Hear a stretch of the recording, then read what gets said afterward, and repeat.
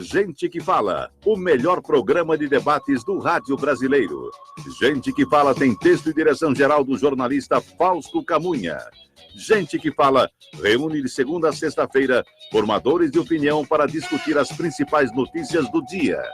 Gente que Fala tem o selo de qualidade ABCOM.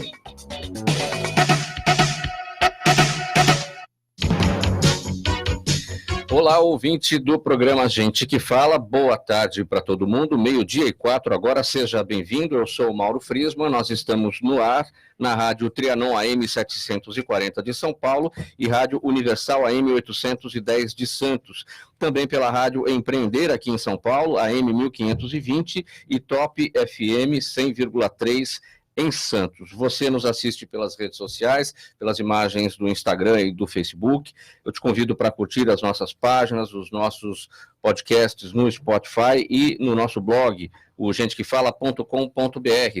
Faça perguntas aos nossos convidados hoje pelos telefones 3289-3580 ou 5052-5555. Hoje é quinta-feira, de praxe, mais uma edição do Gente do MPD que Fala, é uma parceria nossa com o movimento do Ministério Público Democrático e o apoio do Instituto Ética Saúde. Eu apresento agora os participantes da nossa mesa de hoje, você vê aqui à minha esquerda, pelas imagens das redes sociais, Valdereza Abud, procuradora de Justiça, associada, fundadora do movimento do Ministério Público Democrático, MPD. Seja bem-vindo ao Gente que Fala, procuradora. Obrigada, eu que agradeço a oportunidade. Também conosco aqui à minha esquerda, o Rodrigo Bertocelli, advogado, palestrante, professor, ele é diretor executivo do Instituto Não Aceito Corrupção. Rodrigo, mais uma vez, seja bem-vindo. Mais uma vez, é uma enorme alegria estar com vocês e com os seus ouvintes. Muito obrigado. Também conosco Evaristo Araújo, advogado, especialista nas áreas de direito administrativo e regulatório e de direito tributário. Você vê o Rodrigo aqui, o Evaristo aqui à minha direita. Bom dia, boa tarde a todos. Obrigado, Mauro, pelo convite. Vamos aqui compartilhar com vocês essa tarde. E fechando a mesa aqui também à minha direita, Jefferson Carvalho, administrador, diretor de desenvolvimento Américas da certificadora RINA. RINA, é isso? Isso. E vice-presidente da Associação Brasileira de Avaliação da Conformidade, ABRAC. Seja bem-vindo, Jefferson, a Gente que Fala. Eu que agradeço, Mauro, e agradeço aí a todos aqueles que estão nos acompanhando hoje.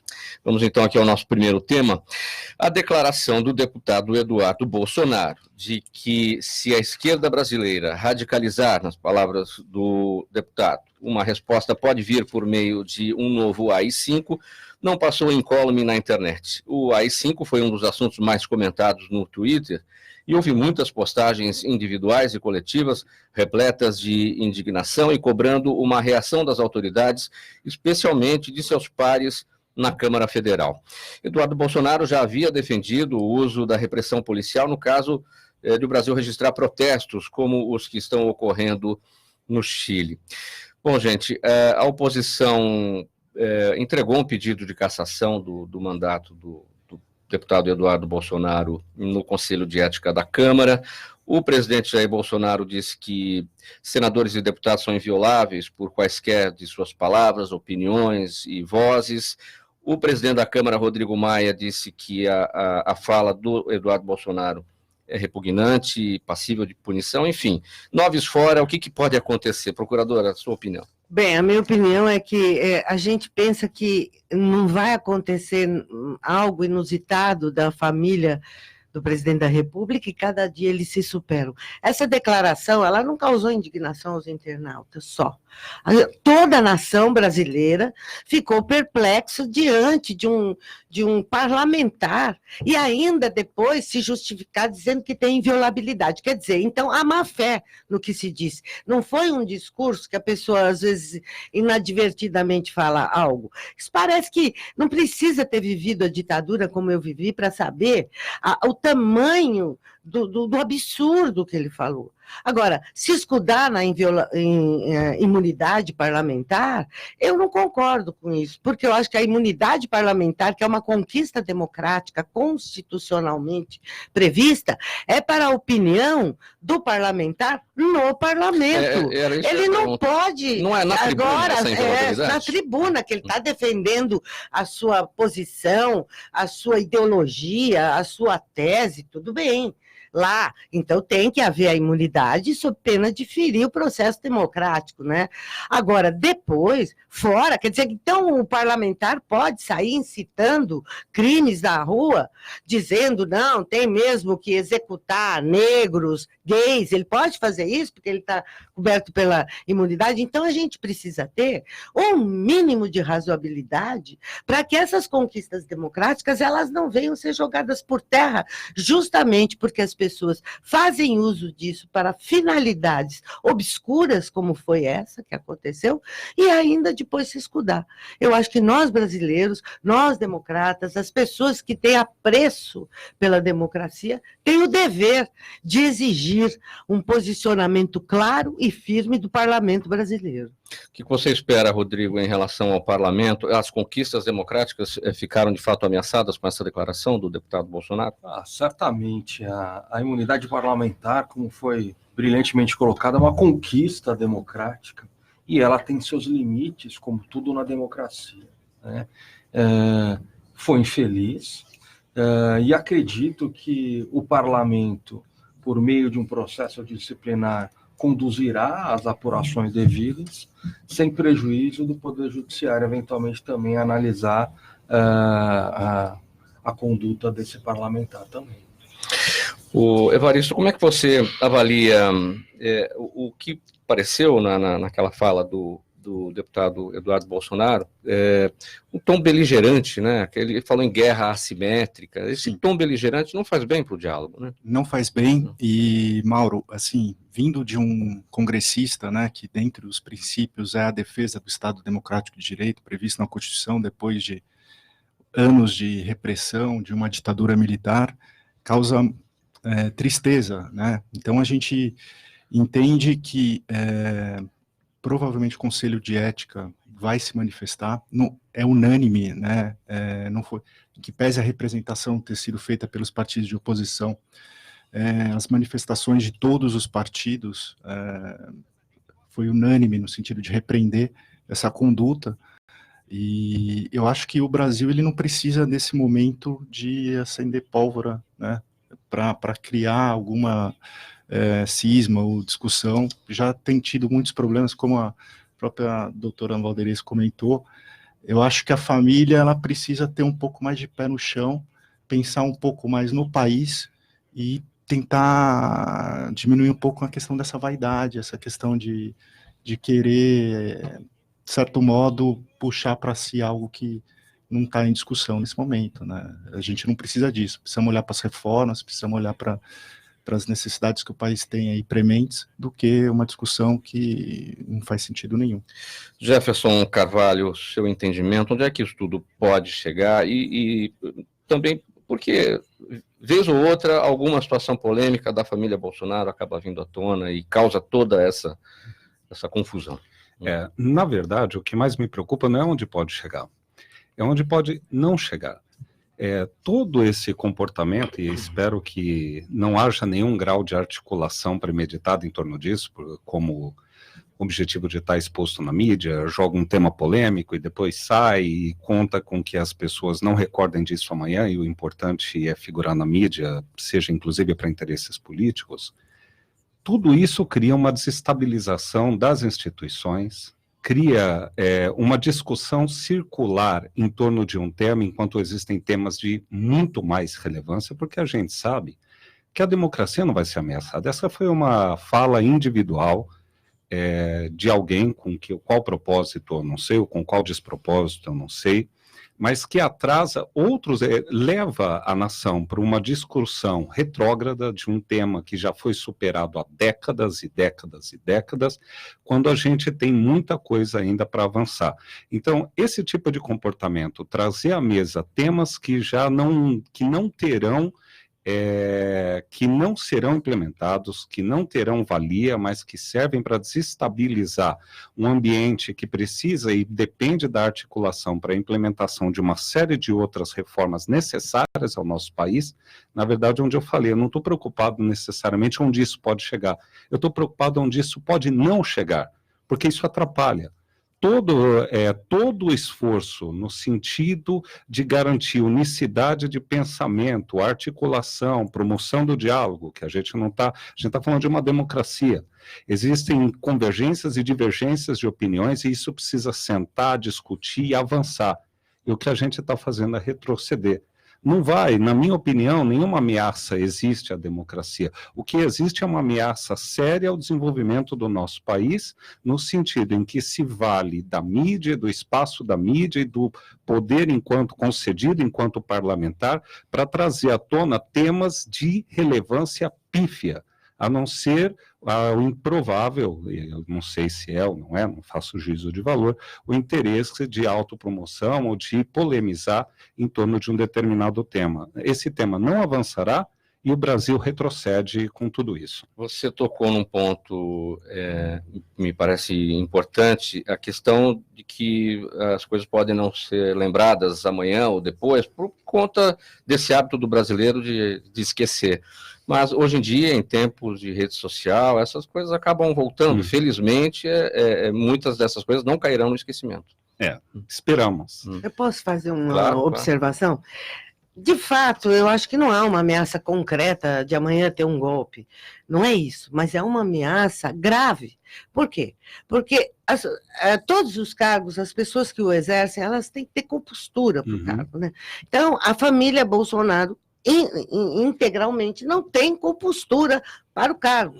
Ora, o presidente da República que diz que um cabo e um soldado fecham o Supremo Tribunal Federal, um presidente da República, ao tempo que era deputado, faz uma homenagem para um dos maiores torturadores sanguinários brasileiros aqui, no momento de votar o impeachment da ex-presidente Dilma, quer dizer, além da questão humanitária, né? Então, tudo isso impregna no ideário do povo. Você fica assimilando essas ideias como se elas fossem a salvação do Brasil, o país ser dominado e governado por militares e por um governo que não permite a democracia, que não tem as instituições, não tem a sua livre independência.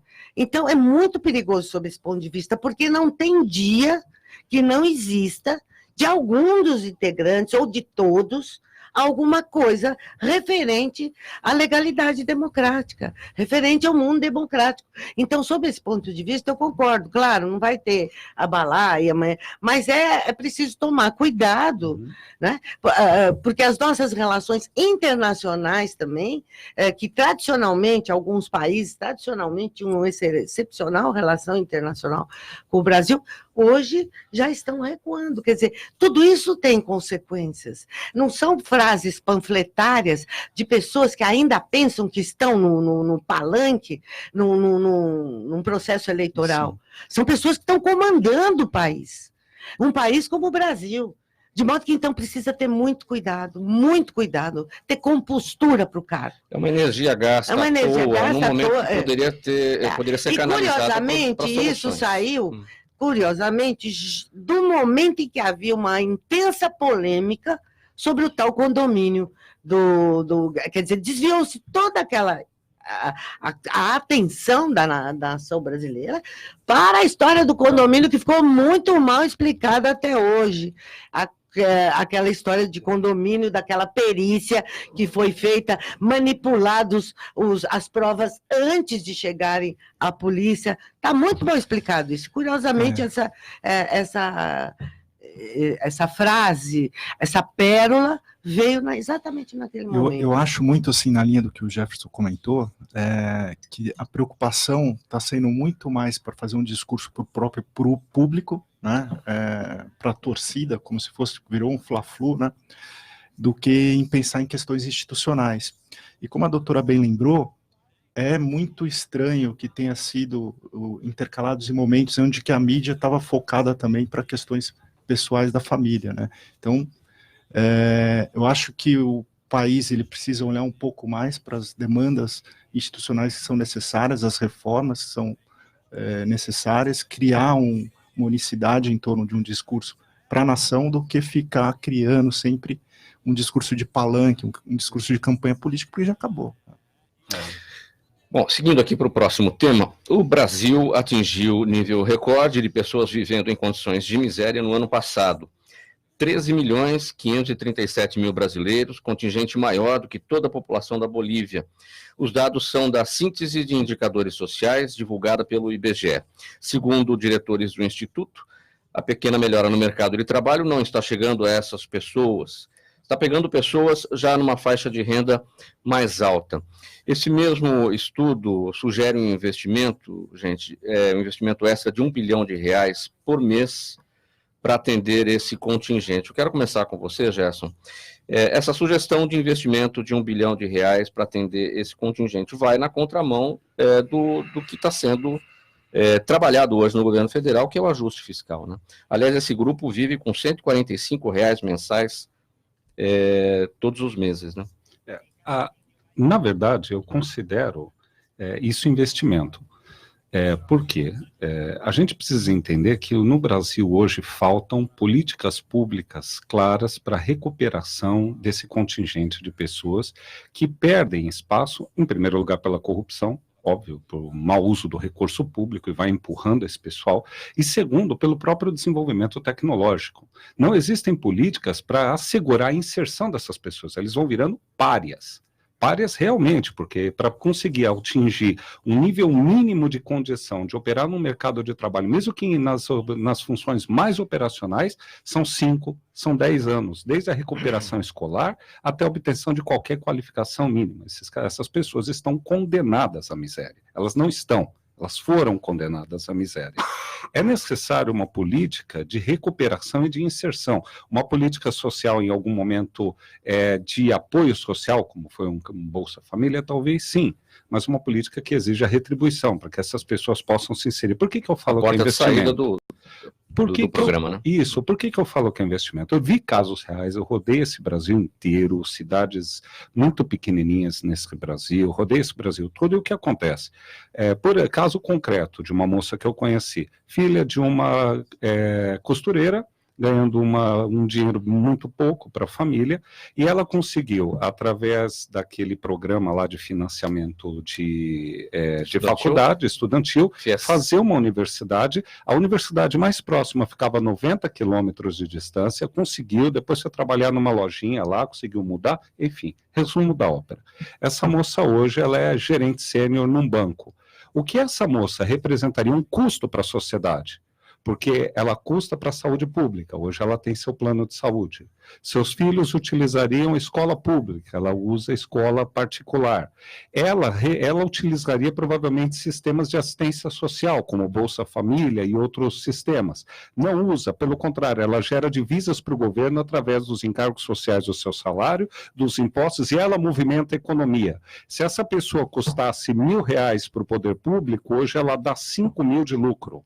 Então, a inserção dessas pessoas é fundamental. Agora, o uso desse dinheiro é que precisa definir políticas públicas claras. Isso não estou vendo. Políticas de longo prazo, não políticas de governo, políticas de Estado de inserção dessas pessoas. Então, eu enxergo como investimento se tiver uma política pública clara, porque essas pessoas, a inserção delas no mercado representa divisa para o país, representa movimentação e crescimento do país. Hoje, todas elas representam custo, porque isso é a renda que ela tem.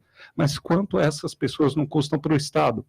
E indiretamente insegurança, elas entram num ambiente marginalizado, de risco social, tráfico de drogas, muitas vezes são aliciadas para o crime ou vão para o crime, e tem custos, outros custos para o Brasil indiretos, como segurança pública, e aumenta uma série de outros custos de Estado e de governo. Então, vejo como necessário, mas eu não estou vendo políticas públicas que assegurem o retorno desse dinheiro. Mas eu queria só acrescentar, eu concordo com a sua análise, mas que o investimento em políticas sociais, que são muito importantes, eles não devem ter como objetivo desonerar o Estado das suas obrigações. Tá certo? Então, não importa, o ideal seria que todos pudessem estudar em escola pública, qualquer que fosse o nível. E não fala, bom, eu vou investir aqui para depois essa pessoa não me dar despesa ali. Não, eu acho que não. As políticas públicas têm que ser claras para tirar esse número crescente da zona, abaixo da zona da miséria, que as pessoas estão vivendo, algumas com o Bolsa Família, e que está reduzido ainda, que vai, inclusive, reduzindo de acordo com o número de membros da família. Quer dizer, isso realmente precisa acontecer, políticas públicas, e que não se tenha aversão por política social, como se política social fosse ajudar vagabundo. É assim que pensa, que a pessoa está lá, que não trabalha, porque não quer trabalhar, porque é vagabundo. Não percebe que tudo vem lá do passado, não teve oportunidade de escolarização, e você estudar ao tempo certo, o que significa? Não é só você saber ler e escrever as letrinhas, não. É um desenvolvimento intelectual. Tudo isso vem a trazer consequências para o futuro.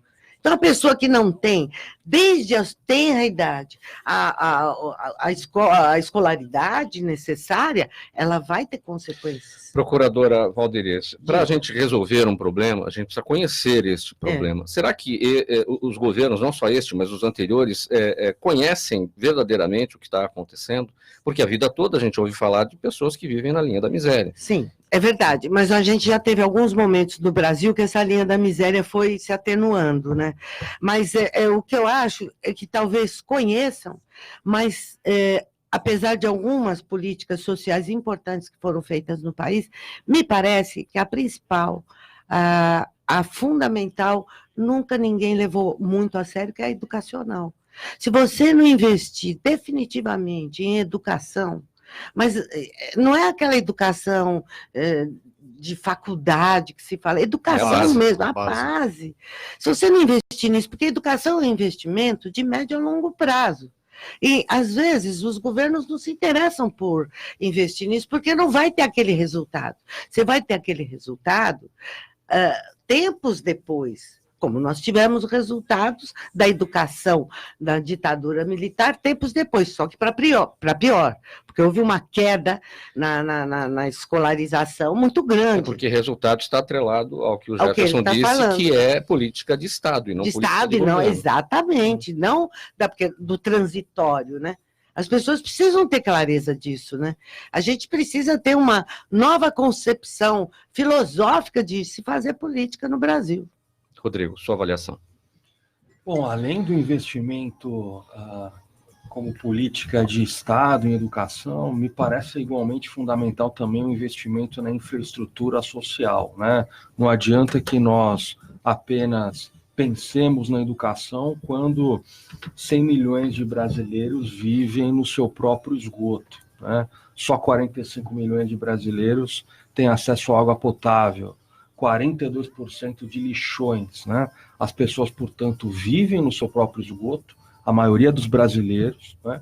E vivem nos seus lixões, né? De modo que isso tem um impacto direto, não só na dignidade, na qualidade de vida, mas também no aperfeiçoamento cognitivo, intelectual, na escolaridade e também na saúde pública. Hoje, esses números medievais, os índices de cobertura de água e de esgotamento sanitário no Brasil é menor do que o Paraguai, por exemplo, né? Um país não vai desenvolver se nós não investirmos, em primeiro lugar, nessa infraestrutura social e na infraestrutura como um todo, que isso vai gerar empregos, né? Junto com a educação, efetivamente, vai buscar diminuir as desigualdades que são, no Brasil, cada vez maiores, e nem todos nascem iguais, né? Essa aqui é a verdade. Eu acho que você tocou num ponto importante da desigualdade, né? Acho que nesse mesmo estudo aqui do IBGE foi apresentado um número que os 10% mais ricos tiveram uma alta de rendimento em praticamente 13 vezes maior do que os mais pobres. Então, quando a gente está alinhando isso com uma política de marginalizados que estão fora de todo o contexto social, com um aumento ainda maior daqueles que são mais privilegiados, a gente vai abrindo uma separação total, né? E eu concordo com isso, o investimento na infraestrutura do Estado, né, aplicando políticas, se esse dinheiro vai ser aplicado numa educação de base, serviços técnicos, algo que traga, né, para a formalidade esse pessoal que está fora, né, de alguma forma isso que tem que ser proposto. Eu acabei de comentar, Evaristo, sobre essa questão do conhecimento do problema. O presidente Jair Bolsonaro, em julho, ele foi criticado por não ter reconhecido que o país tem um quadro preocupante de pobreza. É não reconhecer o problema. Teve essa do presidente, e agora na semana passada o próprio ministro falou, né, o problema é que o rico investe, poupa o dinheiro e o pobre não, mas como que se ganha menos de 145, vai poupar o quê? Isso chega a ser insultuoso, insulto, isso é um insulto. É totalmente fora da realidade, a gente fica perplexo. Né? É uma barbaridade. Agora, eu acho que a abordagem que você fez é muito importante, realmente, porque quando se fala em educação, como é que você vai? Investimento social, ele não é necessariamente aquele investimento que vai atender aquela necessidade social de sobrevivência.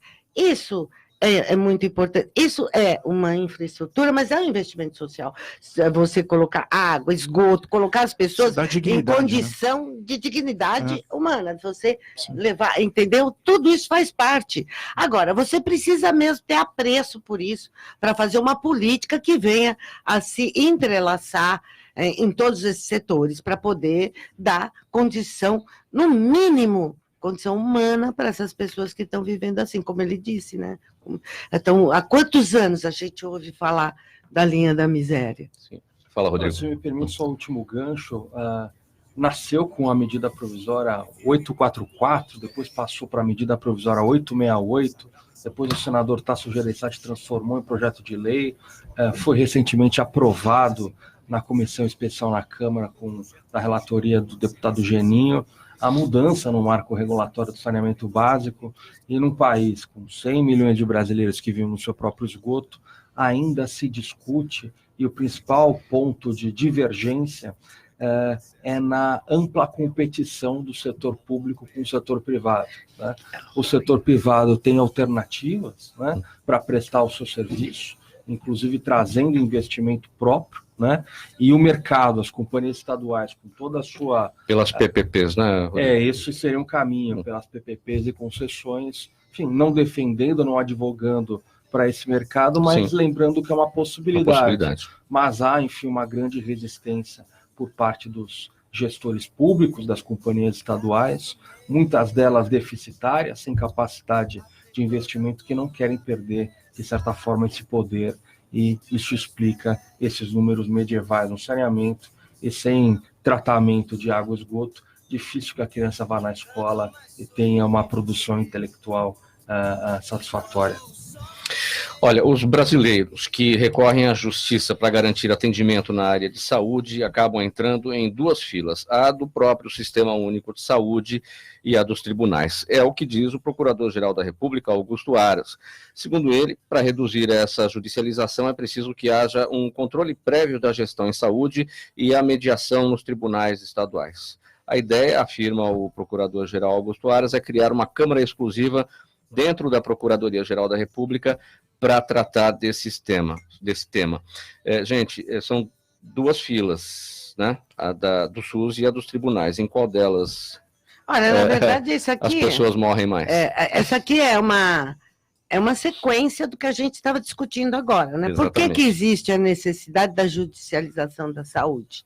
Porque não há uma prestação de saúde adequada à população. E mais do que isso, não há uma fiscalização sobre verdadeiros consórcios que se formam na medicina privada, e que isso acontece muito, até a gente profissionalmente já teve que ingressar e funcionar em mandados de segurança sobre medicação, remédio, e aí a culpa não é nem do SUS, nem do Sistema Único de Saúde, não. São verdadeiras empresas privadas que se associam com laboratórios e que lançam um remédio, e as pessoas que estão doentes, elas querem esse remédio, e o SUS não pode fornecer, porque não está aprovado pela Anvisa.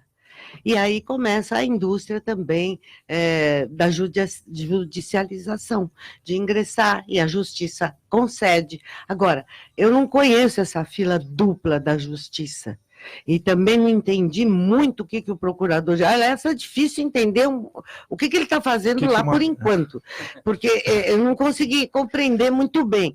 Agora, que existe a fila do SUS, claro que nós sabemos que sim, mas precisamos ter controle, porque existe, isso eu falo até sob o ponto de vista profissional. Quantas e quantas medidas judiciais são tomadas para que o SUS forneça algo, por exemplo, é um placebo, está especialmente doenças graves, né? Está em teste fora do Brasil, passa 10 dias, já existe outro. Então, não há como sustentar, o cobertor é curto, você não há como sustentar um sistema de saúde. Então, a gente tem que abordar o problema pela sua essência. Qual é o problema maior que está dando as filas? É a saúde básica, nós temos que ver isso. Porque o SUS, o Sistema Universal de Saúde, tudo bem, tem as filas, tal, mas é um sistema muito bem concebido, um sistema universal, gratuito, enfim, é muito bem concebido. Agora, precisa ter fiscalização do funcionamento, tudo isso, porque senão vai desaguar sim no judiciário. E isso aqui, a única coisa que eu podia entender, uma Câmara exclusiva dentro da Procuradoria-Geral da República, eu acho que é até interessante, para que você possa resolver alguns conflitos. Sim, se vai resolver. Sabe, se vai resolver alguns conflitos sem a judicialização, que sempre demora mais tempo, né? Agora, Rodrigo, o procurador Aras, ele fala que é necessário um controle prévio da gestão em saúde e a mediação nos tribunais estaduais, mas isso é o mínimo, né? É o básico. É o mínimo, mas é absolutamente... Aliás, é o óbvio, né? Que tem um processo de gestão bastante efetivo, né?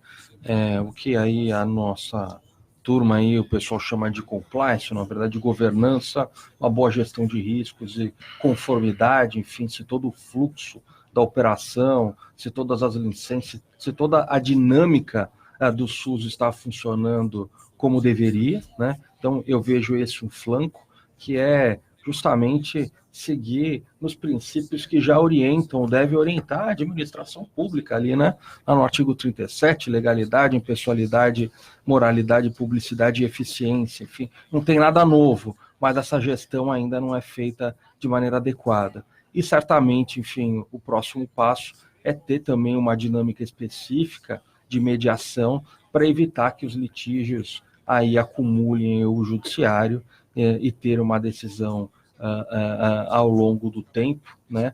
Não é uma boa justiça. Né? Uma pesquisa, Rodrigo, da consultoria KPMG mostra que 66% dos entrevistados em empresas do setor de saúde disseram que já fraudaram o sistema por um simples ganho financeiro ou cobiça, e 27% porque eu posso. Enfim, é a corrupção. É um dos maiores problemas. E aí eu penso que o compliance, à medida que ele é internalizado de forma efetiva na empresa, eu já tive essa função de compliance officer, nós analisamos, enfim, inclusive a colaboradora que eventualmente faz um procedimento estético, né, e pede para que o médico diga que é um procedimento, enfim, necessário, né, porque um procedimento estético o plano não cobriria, que aquele recibo é dividido em 2, enfim. Isso, enfim, é uma conduta, né? Primeiro, parte de um valor moral da pessoa, né? O segundo é um segundo escudo de controle. As empresas que estão pagando essa conta para os colaboradores estão agora buscando evidências e punindo aquele colaborador que não teve uma conduta ética, uma conduta adequada aos valores que a empresa entende para que seja sustentável. Porque o que precisa é, na realidade, o povo brasileiro ter uma consciência anticorrupção. Porque muita gente gosta de dar um dinheiro para o guarda para não ser multado. Pede o recibo do médico, o médico também, o dentista, fala, você quer recibo? Se for com recibo é X dinheiro, se for sem recibo é Y. Pessoas que levam a vida corretamente e tal, não percebem que estão praticando um ato de corrupção também. Não adianta chegar e falar assim, ficar falando mal do governo, porque todo mundo é corrupto, não sei o quê. Vai olhar a sua própria vida. Vai ver se você não está sonegando o imposto também e que a sua oportunidade foi aquela num mundo micro. E se você tivesse a oportunidade num macro sistema? Então as pessoas precisam... O povo brasileiro é uma herança da nossa exploração, do nosso descobrimento, de sempre estar querendo receber uma vantagem. E isso que a população, nós precisamos ter políticas, campanhas, para expurgar isso. É bom, compliance nas empresas, já criando essa concepção de que a empresa anda corretamente, não está mais praticando aquelas... Mas o povo também precisa saber que a corrupção só leva ao caos. Procuradora Valderez, a senhora é otimista ou é cética em relação à corrupção? Porque a senhora falou da herança. A hereditariedade é a coisa que passa. Mas apesar disso, eu sou otimista. Eu sou otimista porque a gente até fala assim, bom, quando eu falei da herança, porque o Pedro Vaz de Caminha pediu um emprego. Assim que descobriu o Brasil, já pediu um emprego. Então, quero dizer, mais ou menos isso. Mas eu sou otimista, porque o Brasil está passando por momentos que jamais se imaginou que passasse há 20 anos. Então, não foi só a questão da Lava Jato, não, mas foi a legislação internacional também que impôs ao Brasil uma nova concepção filosófica de como... atuar no setor público, junto com as empresas, etc. Então, eu sou otimista. Eu acho que nós vivemos um momento que jamais imaginaríamos que vivêssemos há 20 anos, vendo pessoas importantes da estrutura do extrato social mesmo, sendo submetidas à legislação e levando as mesmas consequências que aquele pobre que a gente processa diariamente lá no... Jefferson e Evaristo, em qual das duas filas, dos tribunais ou do SUS, as pessoas morrem mais? Eu acredito que pode ser mais na fila do SUS mesmo. Do que eu tenho visto, e eu acompanhei bastante o setor hospitalar, a gente precisa entender, a ideia do compliance é fundamental, precisa instalar, desde profissionais que não querem assinar o ponto, e sabe-se que ele não cumpre 1/3 da jornada, tem, coitado, depois os profissionais que se empenham, estão lá acima da jornada, mas precisa garantir que o mínimo seja cumprido. Até, eu tive acompanhando, por exemplo, aí já a questão de auditorias médicas nos procedimentos, é um absurdo se glosar mais de 60% dos procedimentos. Não tem como, não há controle, é como uma boiada que vem e você esperar que o cara lá na frente segure o boi. Está faltando governança, está faltando gestão, está faltando desempenho, efetividade nos processos de gestão médica. Então, existe também um outro lado. Não adianta querer tratar todo mundo que está doente, a gente tem que evitar que essas pessoas adoeçam. E o Rodrigo colocou uma coisa fundamental. Grande parte do elevado número de acessos ao Sistema Único de Saúde provém de fontes que poderiam ser evitadas. Vem de causa. A gente tem que olhar sempre, fugir um pouco da caixa e olhar para a amplitude, porque, na verdade, o pessoal fala em investir mais em saúde, mas tem que investir mais, na verdade, em saneamento. A partir do momento que a gente limpa a ideia de saneamento e reduz para um nível que seja, nenhum nível é aceitável, mas um nível dentro do que é o benchmarking aí de um país como o nosso, o esperado de um país como o nosso, aí a gente pode olhar para a saúde, porque é muito mais caro trabalhar a saúde que trabalhar o saneamento. Não trabalha um, não atende o outro, e por fim a gente vê a situação que estamos vendo hoje. Evaristo. E quando a gente analisa, eu entendo também, acho que como o Jefferson, que a fila do SUS, eu não vejo uma fila, o judiciário tem feito a prestação jurisdicional, tem atendido as demandas. E se a gente olhar 90% dos processos hoje que são encaminhados relacionados à judicialização da saúde é referente a tratamento e medicamento. Então é óbvio que a questão da gestão é fundamental, o investimento na pesquisa científica, integrar a universidade com os laboratórios, com a iniciativa privada, para que esses medicamentos que já estão aí em fase de teste, de aprovação, sejam aprovados pela Anvisa, e investimento em gestão de compras, né, porque existem já medicamentos que o Conitec, que é o órgão que faz a integralização desses medicamentos no SUS, ele precisa ter celeridade para trazer para dentro e fornecer. Agora, se não tiver governança, se não tiver fiscalização da utilização desses recursos, até nos processos internos, tudo vai se perder, não tem como. Então... Olha, gente, mais um tema aqui, antes de entrarmos nas perguntas do público, do Gente que Fala. Uma das propostas contidas no pacote de reformas enviado pelo presidente Jair Bolsonaro ao Congresso pode culminar na extinção de 769 municípios, acabando também com quase 20 mil cargos públicos. A ideia do ministro da Economia, Paulo Guedes, está inserida na PEC do novo Pacto Federativo. Segundo o texto, municípios com até 5 mil moradores poderão ser incorporados às cidades vizinhas, caso arrecadem menos que 10% de suas receitas totais, dependendo de transferências da União e dos estados para arcar com suas despesas. Evaristo, passa no Congresso uma proposta como essa? Eu acho que algumas coisas que são colocadas nessa PEC, do Pacto Federativo, do plano de diminuição de custos, de ajuste fiscal, são mais para ser negociadas. Eu acho muito pouco provável que um Congresso que seja constituído, né, por forças e lideranças municipais queiram perder essa força de atuação. Eu acho que quando se coloca algo desse sentido, que eu acho que é necessário, né, até para dar maior governança, né, os recursos são repassados, eu acho que entra mais naquela conta de negociação. Tá bom, então a gente abre mão disso, mas vamos negociar a divisão do pré-sal para todos os municípios, algo mais nesse sentido. Eu não acho que o Congresso, da forma como ele está constituído, vá caminhar nesse sentido, até porque há muitos interesses, infelizmente, não dos interesses institucionais, mas interesses particulares, né, de que se mantenha esse status quo. É verdade, porque ele bem observou, é o que eu estava pensando, muitos desses municípios, porque não é tudo que vem também do governo Bolsonaro que a gente já tem que ser contra, né?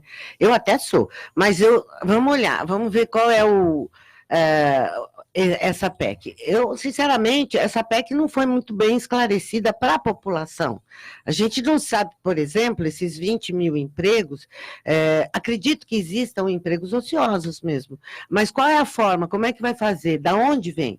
E depois eles têm uma teoria, eu me lembro até que diziam que o juiz tinha que ficar 8, 10 anos como sem estabilidade, quer dizer, é uma coisa que a pessoa não tem noção do que está falando. Imagina um juiz com 10 anos de carreira não tem estabilidade para julgar a Lava Jato, por exemplo, não tem estabilidade no emprego. Mas sobre os municípios tem razão, porque muitos municípios a gente sabe que foram criados por questões meramente políticas, para dar emprego para criar feudos políticos, a gente sabe disso.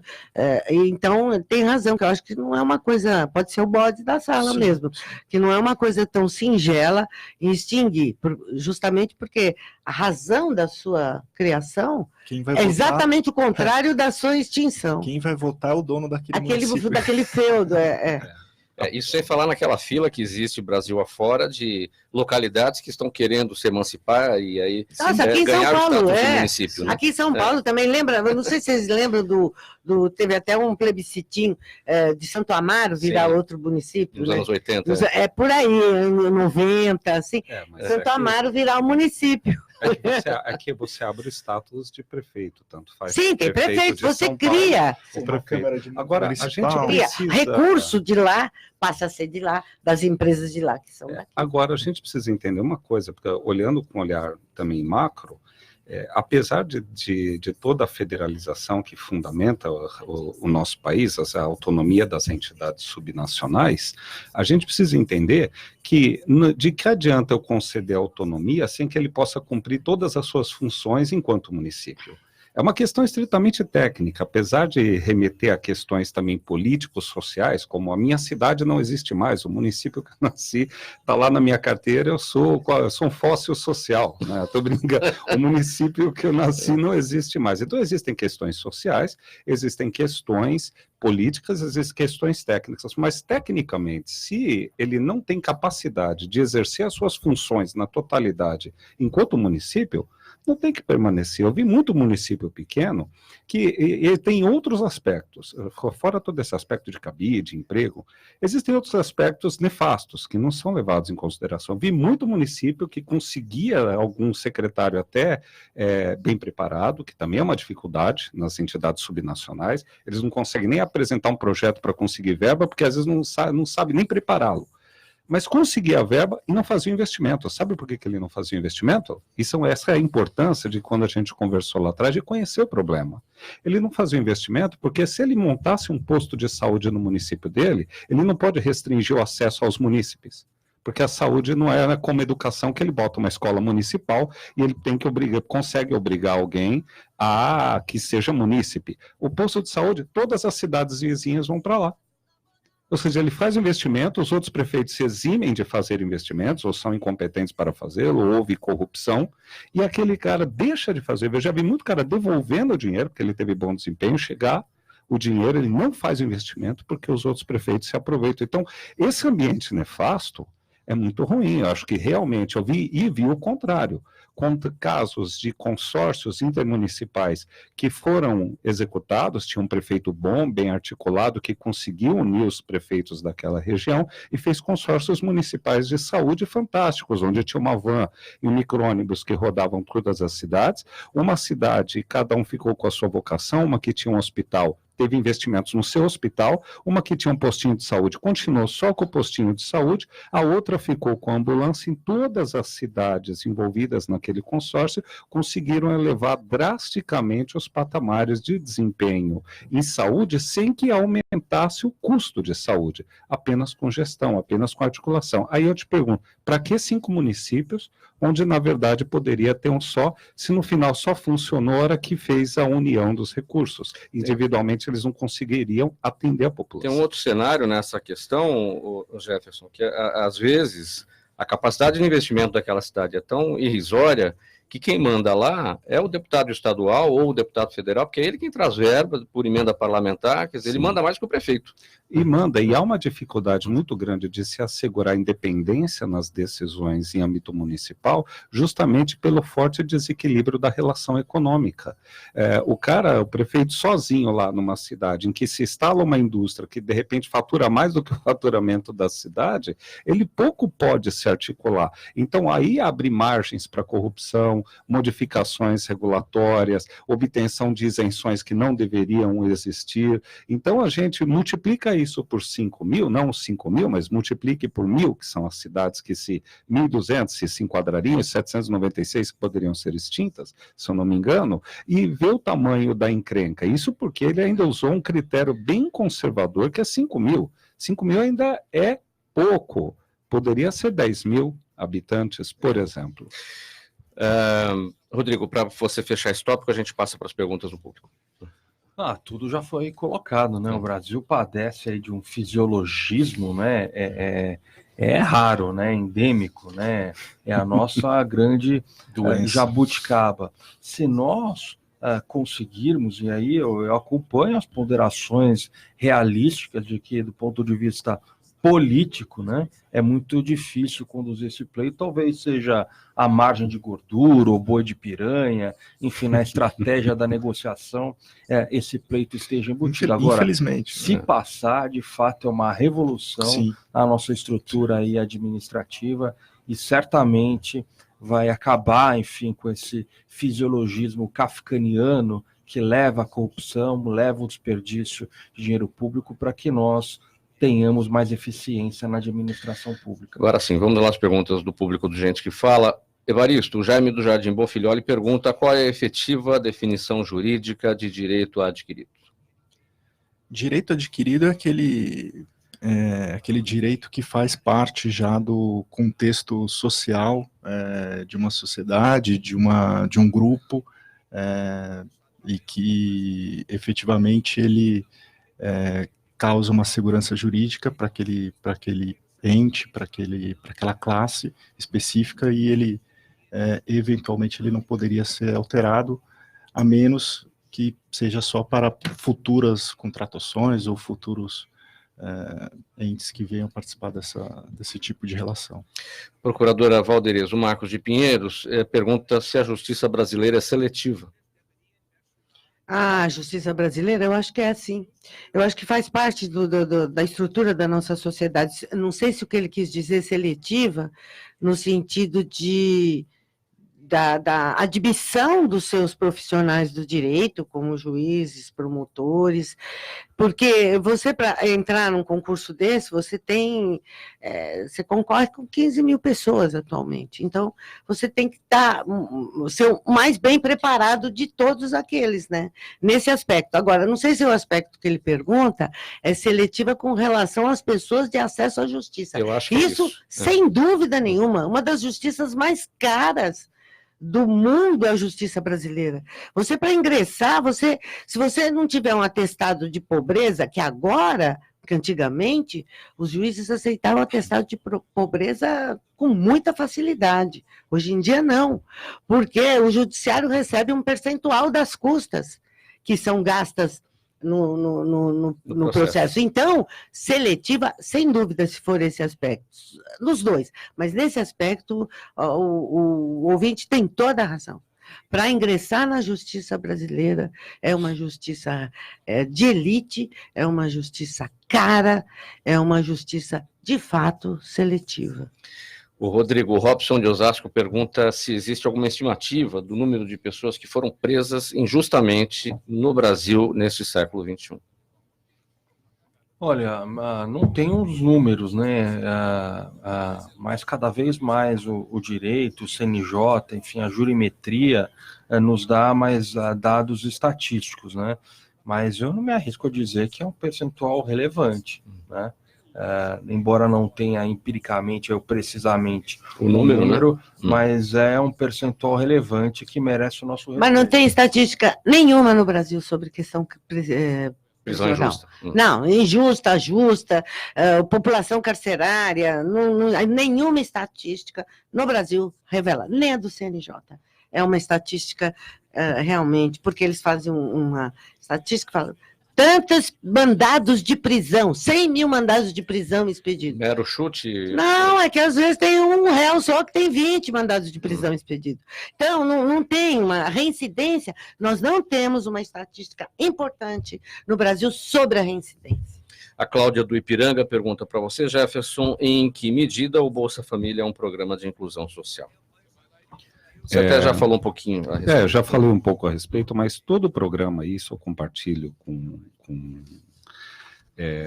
o que já foi dito aqui, todo o programa de inclusão social, ele é importante, o Bolsa Família também é importante. O que houve foi uma distorção e uma corrupção, isso é público, em relação à seleção ou aplicação desse recurso. Bolsa Família isoladamente, ele não vai trazer o que se espera, que é o ingresso social. Ele é um estanque, é como tapar uma ferida, não curar. Por quê? Porque você não retira ele daquele patamar social.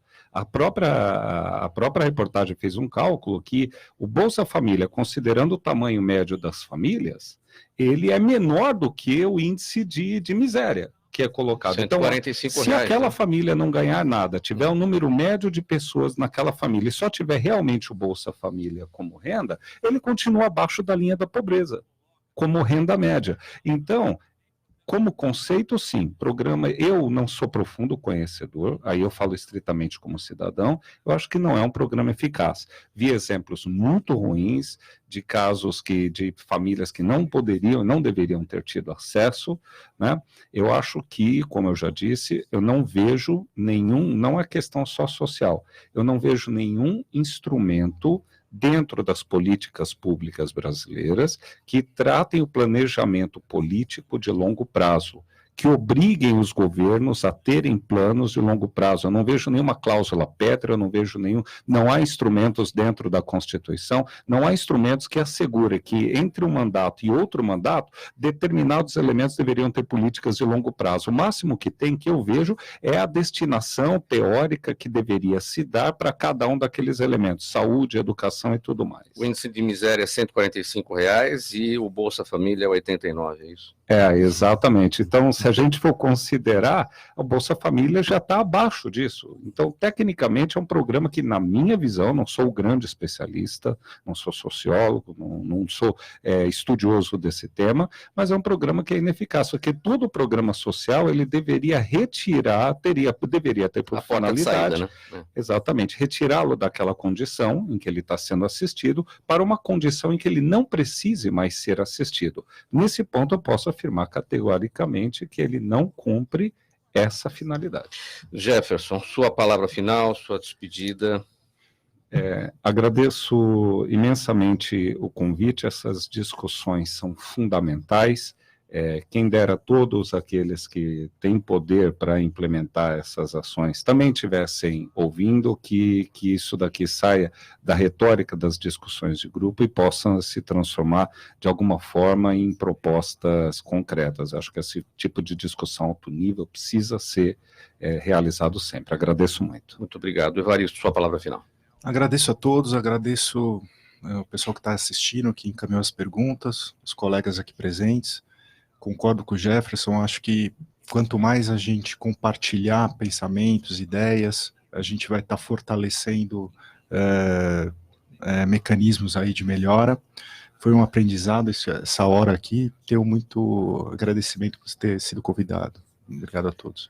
Rodrigo Bertocelli, sua palavra final. Eu também agradeço aí, foi uma grande oportunidade de aprendizado também, um prazer aí estar aí com os ouvintes. Procuradora Valdêres Abude. Bem, eu quero agradecer em nome do Ministério Público Democrático, a entidade ao qual eu represento, agradecer aos nossos companheiros de bancada aqui, que eu conheci hoje, a condução dos trabalhos aqui. Muito obrigado. E a você, e ao ouvinte, e ressaltar a importância que é nós estarmos sempre atentos e vigilantes para essas feridas sociais que se apresentam, e o debate democrático é a melhor forma que nós temos de ainda resistir a qualquer tentativa de que venha ferir a nossa democracia, porque a democracia é um regime difícil, é difícil, porque é muito mais fácil mandar no autoritarismo. É um regime difícil, mas é o melhor de todos os regimes, e é aquele que nós temos que preservar e respeitar e defender sempre a nossa Constituição. Muito obrigado a todos. Termina aqui essa edição do Gente do MPD que Fala, é uma parceria nossa com o movimento do Ministério Público Democrático e o apoio do Instituto Ética Saúde. O agradecimento em nome da equipe do Gente que Fala, a Procuradora de Justiça Valdêres Abude, o advogado palestrante professor Rodrigo Bertocelli, o advogado Evaristo Araújo e o administrador Jefferson Carvalho. Na mesa de som, Fabiano Souza, na gerência técnica da Rádio Trianon AM 740, o Sérgio Souza, apresentação minha, Mauro Friesman, pauta e redação Pedro Schiavon, diretora de produção Zenilda Salvato, direção-geral do jornalista Fausto Camunha, e do outro lado do Gente que Fala, você ouvinte, a razão da nossa presença aqui. Muito obrigado pela audiência, tchau, até amanhã.